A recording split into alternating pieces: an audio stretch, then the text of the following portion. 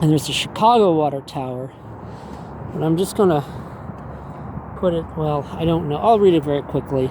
The steam locomotives serviced at the John Street required vast quantities of water, which was pumped from Lake Ontario and stored in the 60,000-gallon tower. The height of the tower provided sufficient gravity so that the water could flow through underground piping and standpipes, vertical columns with a rotating spout, and a control valve that led the water into the tenders of locomotives. There were 4 of these standpipes strategically placed along the engine terminal, 2 behind you, one at Simcoe Street, and the other at Bay Street. Is that the water tower, I guess? I guess that's the water tower? Huh, I learned something. The fire generated by it's nothing like the one in Louisville. That one's huge. The fire on Zorn. The fire generated by burning coal in the boiler of the locomotive would heat the water to the boiling point, generating the steam energy required to propel the train.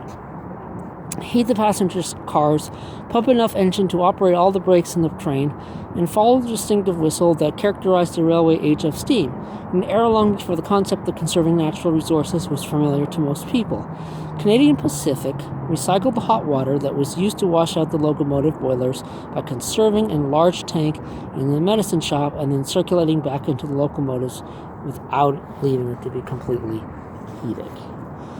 Now that brings me, I remember when I was in Mexico City, and I forget what the name of the stop was, but there was a museum inside the subway about the subway and when it was built, and it had all this history about the subway station of Mexico City.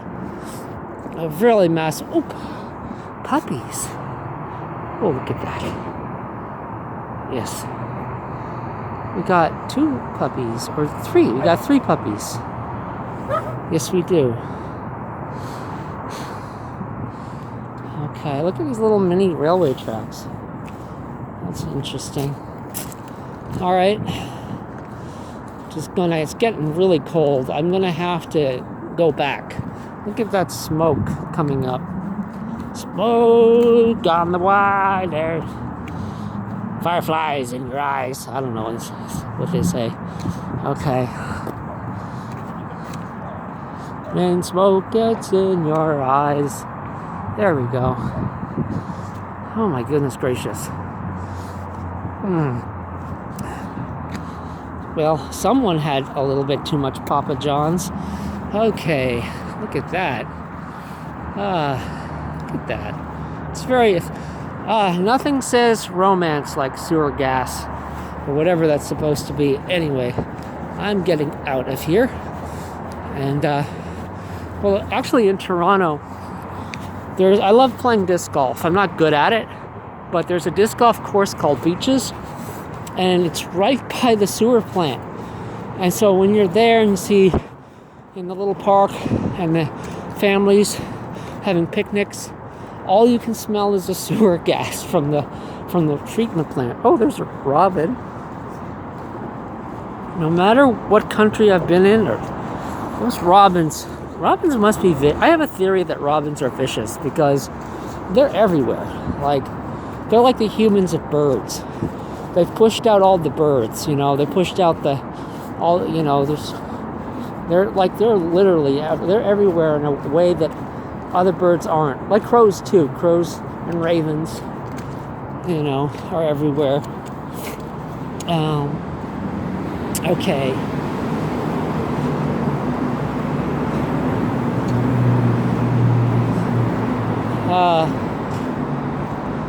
I'm gonna go this way, and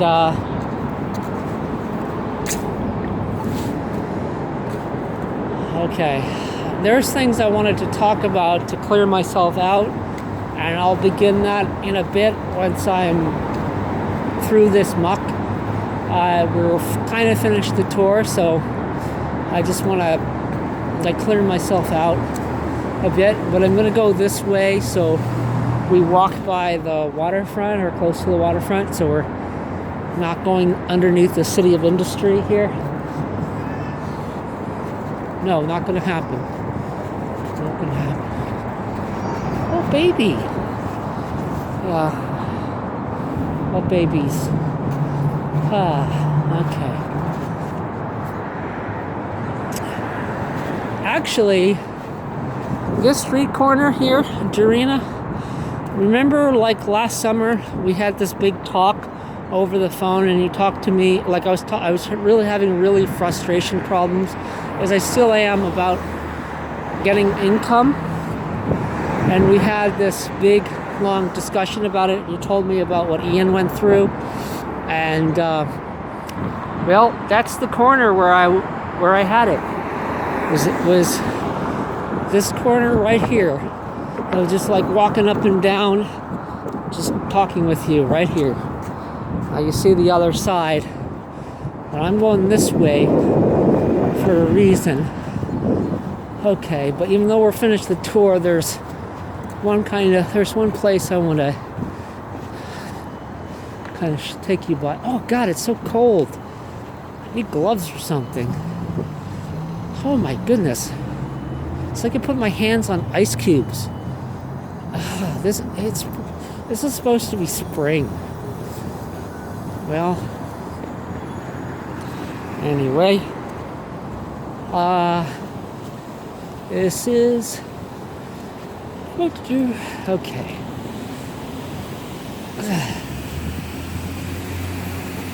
A lot of places to eat down here. Oh, there's another puppy dog. Oh. There's two places I want to walk by. Yeah. Unless I passed it, or maybe no, I don't think I did. Or maybe, I might have screwed up. No, I think I did.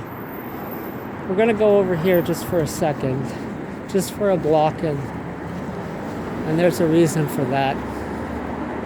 Because I did the wrong thing. I went down the wrong way. I was supposed to go this way, or yeah.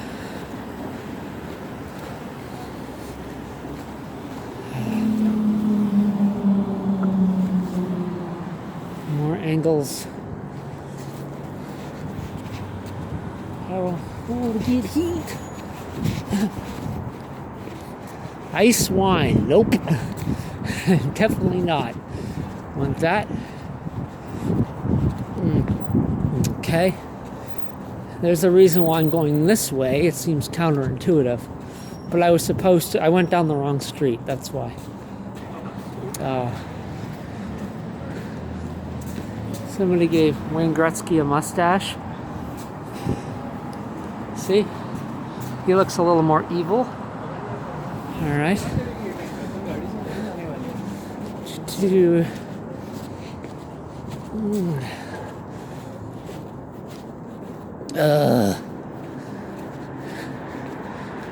There's a subway. How the Canadian subways differ from American subways? They don't. Okay. Oh yeah. Going on that way.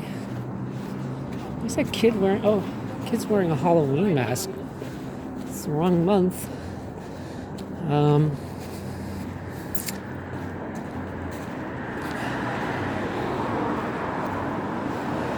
Oh.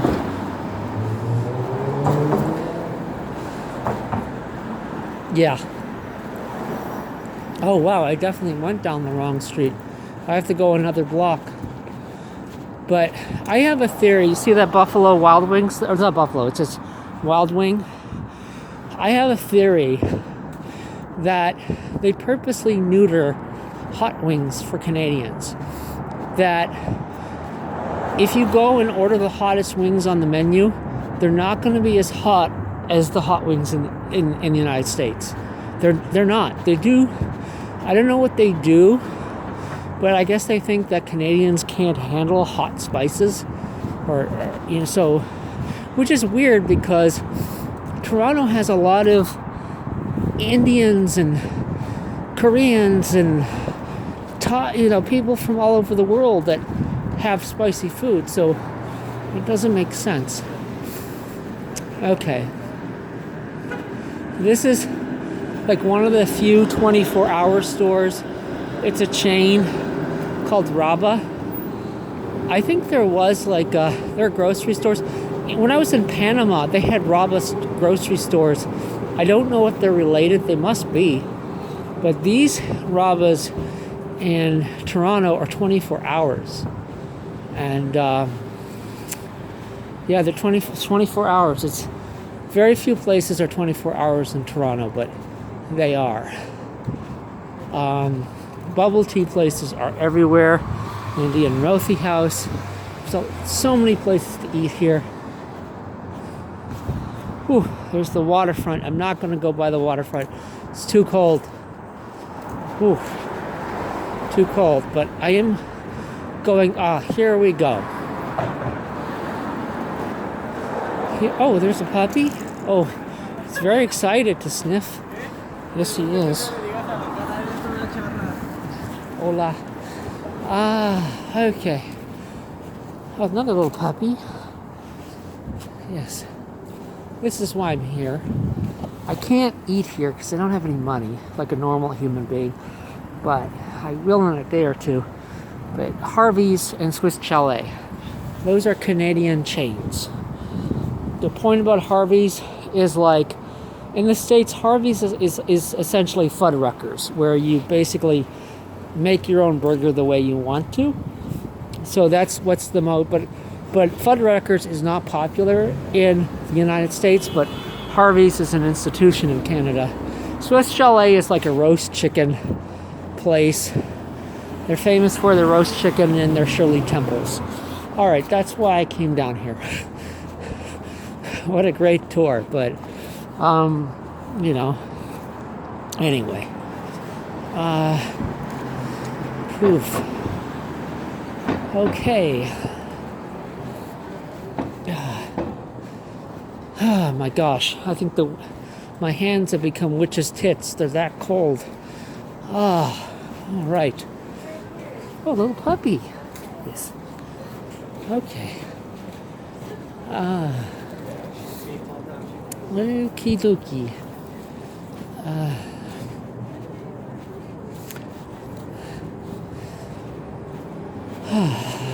Well, I guess now I kind of just release as they do in improv. Shake it off. Shake it off. Okay. Well, there's one thing I want to clear off before I begin. I have a friend in Colorado who is well respected in the immigration activist world. You know, she's kind of well known, and the immigration activist nonprofit world is very scary and very corrupt and not what you think. It's not what you think at all.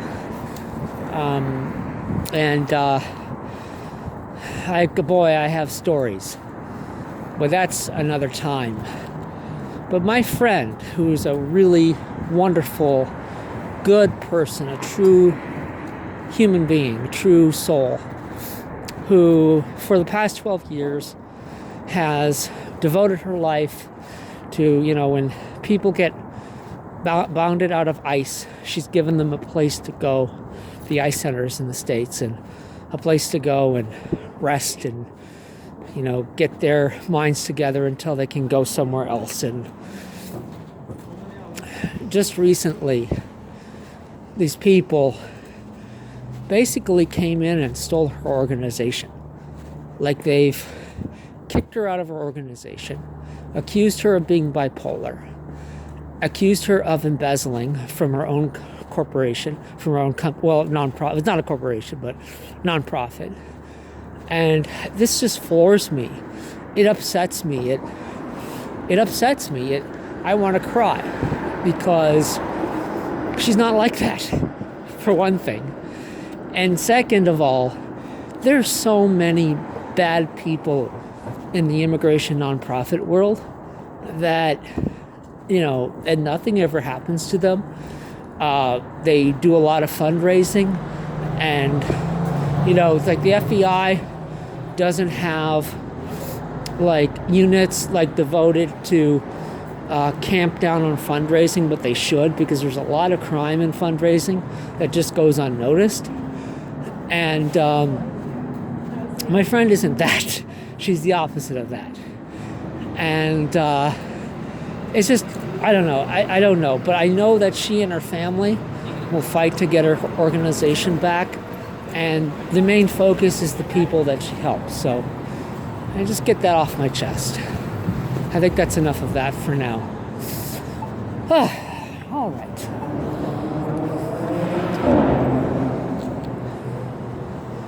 I wanted to write a novel on a horror novel about undocumentation, because you can only, it's been rattling in my head for a long time. Yeah, it's got to come. It's got to come. Okay. All right. Whew. Oh my gosh. I think the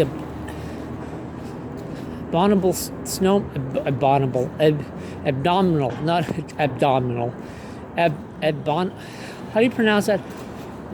Abominable. I'm pronouncing it wrong.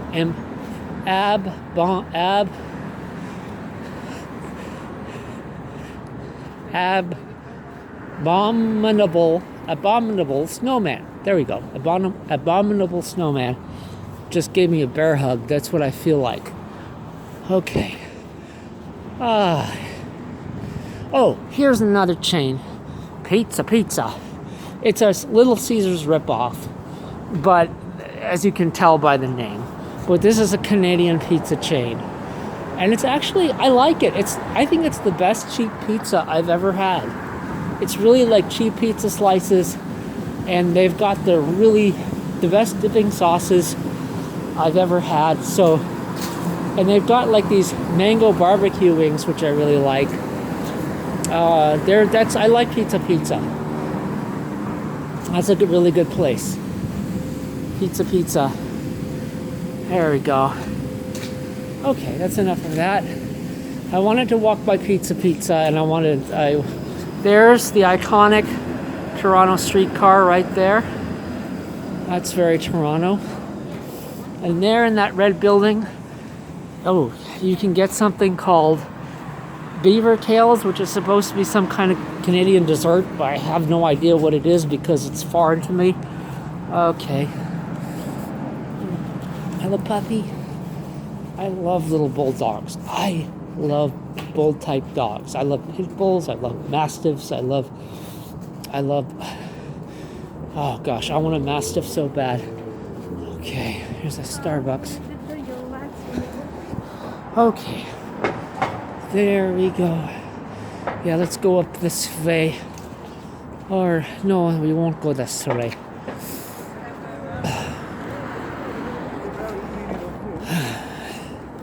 It's another thing I need to get off my chest. Oh, let's cross the street first.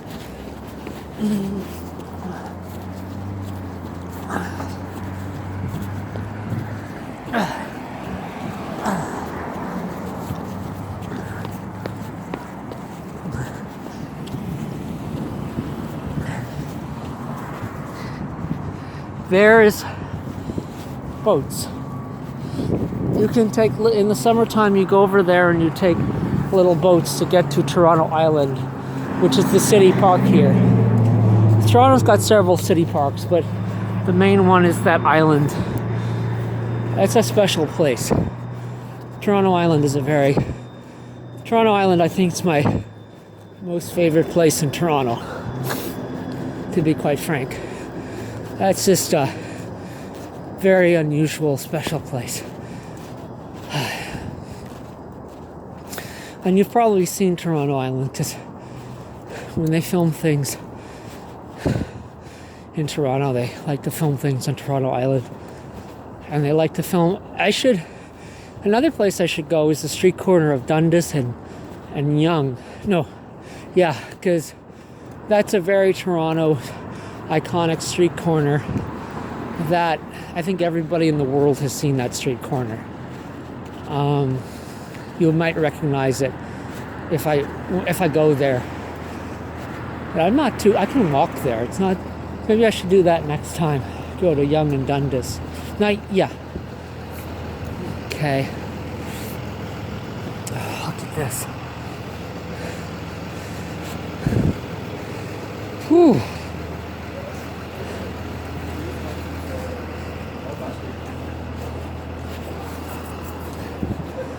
That can be like a scene from a bank robbery. I don't want to say the word bank robbery around armored guards. Ooh, Adirondack chairs. Adirondack chairs. There we go. That streetcar. I've been on that streetcar many times.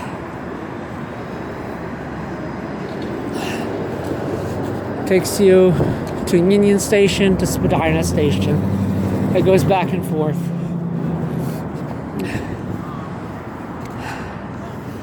Now, what I'm not showing you is over there is the main ferry to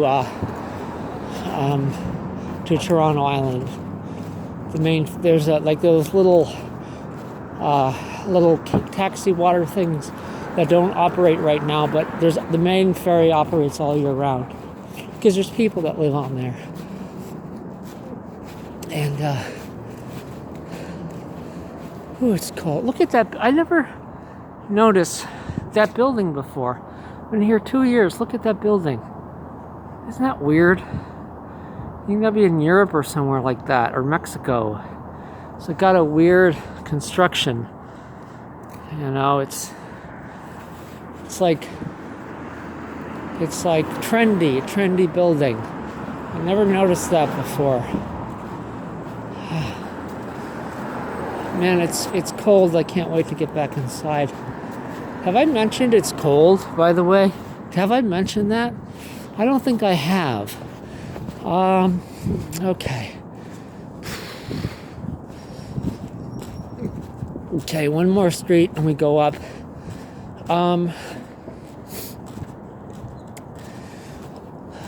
Since Friday, I needed to write the administration to the homeless hotel programs. I've been meaning to write them for some time, and then when I sit down, I freeze. What should I be writing them about?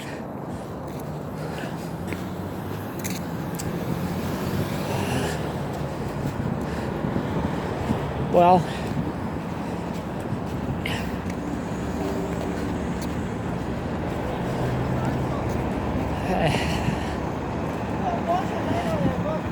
sorry about that. I had to cross the street. There's too many people. Too many people. It will be a follow-up. It will be a follow-up to an email I wrote them a year and a half ago, which I basically predicted what's going to happen. That when the pandemic starts to, when there's no more pandemic, they're going to close the hotel programs. And because all the focus is on housing and food, there's no focus on employment.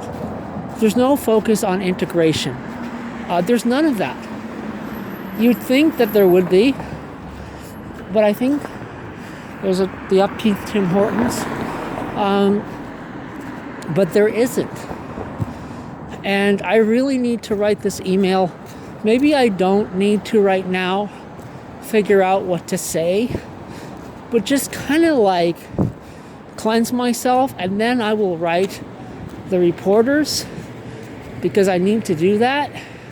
Because I just like, it's kind of not fair, because I foresaw that they would close the hotel programs, and because the lockdown increased homelessness, such as me, and they've done nothing to get people not homeless anymore.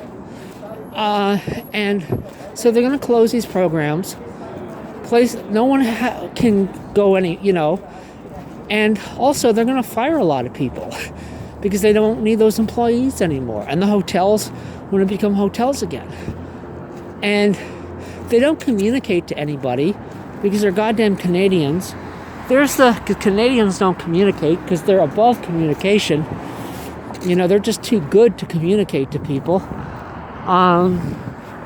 You see, I don't know. I need to write that letter. And maybe I should start tonight. But right now, I'm just going to take one foot on the ground and another foot and another foot and another foot and another foot. Let's see if we can just shake it out and trust myself that I will write what is needed to be written. And yeah, that's the ferry right there. That's the ferry. I will write what needs to be written, and oh my goodness gracious. My gosh. My hands are so cold that if I put them inside a bear's anus, I'd be mauled to death, but at least my hands would be warm. Okay.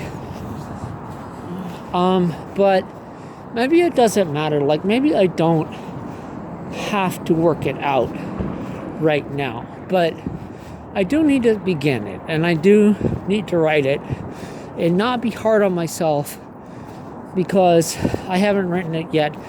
Not be hard on myself because I wanted to write it and send it out before they started to make reports. And I find out last night that they've started to make reports on the hotel programs being closed. And of course, nobody is telling us that. You got to find it out from the news. Oh, gosh. I really want to be released from the city. I feel like I'm held like a prisoner. If I had, how does one get remote income? You think I don't know. The fight to get income is too hard. It's harder than it should be. It's not, it shouldn't be this hard with someone who is as educated and as talented as I am. I'm not saying that to boast. I'm just saying that it's just, that people today don't want to see the value in other people. I mean, I hate being part of that homeless program because I'm just a fucking flesh bag. I'm just a fucking flesh bag who needs housing and food, but I've got no real intrinsic value to society. That's how upper class Canadians, or that 1% of Canadians, view the rest of Canadians. Like, you never meet. Like, when an American meets a Canadian, they're only meeting rich people from Toronto or Vancouver, and rarely anywhere else. And there's a reason for that. Because they're not allowed, or they don't have money or something. It's just like, it's just wrong. It's wrong. And I don't mean to sound negative. I just like trying to move forward, and I will keep applying for work. I applied for a bunch of stuff last week. I mean, I really applied for a lot. Heard nothing back. It's very soul crushing. Like, every time I do that, I hear nothing back. And it's like, what can I do to change that? Like, I'm doing everything I can to change that, and it's like nothing works. It's very frustrating.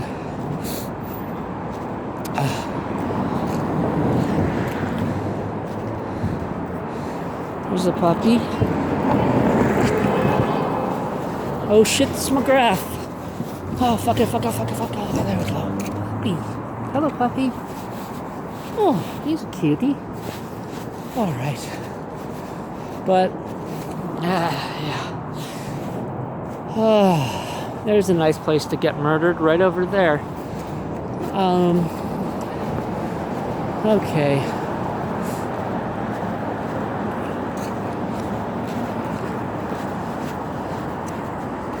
Whew. Oh, God, that's horrible. A picture of a hot drink. You know, that's like, no. Stop. I would say this is like, it's as cold now as it is, like, say, December in Louisville. That's how cold it is out right now. Gosh. Okay.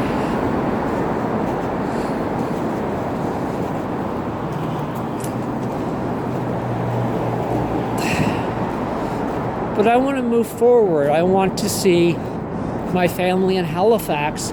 I wanted to be in Halifax last year at this time. And when the fuck am I going to get to Halifax? Like, there have been people, I have friends who have literally traveled all over the world since last June. And I can't get to fucking Halifax to be with my family.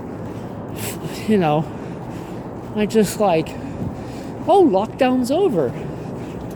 Well, it's not for me because I still don't have income, you know? And I need to attract it. How? But I got to get in that headspace. Write that email. Puppy dogs. Hello, little puppy. You know, and then write the reporters and just turn it around. I was hoping to talk more about that on my trip, but I don't know. I think I just need to just chillax and write it. And just begin. We're almost back to a place I don't belong. A place that, you know what? I hope, I'm going to say this to the universe. Universe, if there is a way for me to leave Toronto in a month, I am open to it. If there is a way so I have income and can leave, I'm open to it. All right. Let's just have an adventure. I'm going to film it again because who knows what adventure we might have.